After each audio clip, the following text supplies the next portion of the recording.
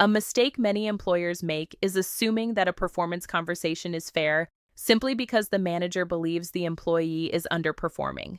But fairness is not just about what the manager thinks. It is about whether the conversation is handled clearly, consistently, and properly from the beginning. A fair performance conversation starts with clarity.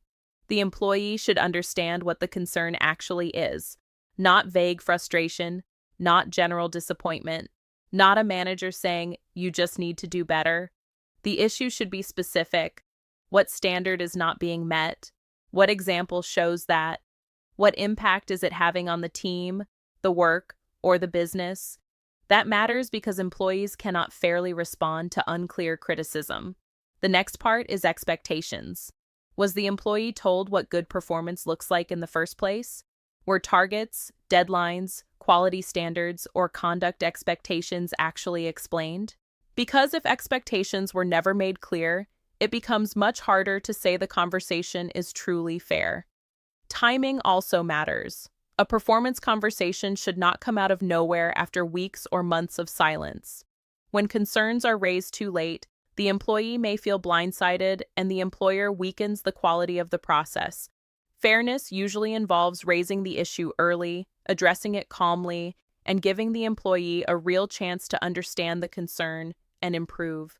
Tone matters too. A performance conversation should be firm but professional. It is not an attack. It is not a release of frustration. And it should never sound like the outcome has already been decided before the discussion even starts. That is where defensibility comes in. A performance conversation becomes more defensible when the employer can show that the concern was real, the examples were clear, the expectations were known, the discussion was documented, and the employee had a fair opportunity to respond and improve.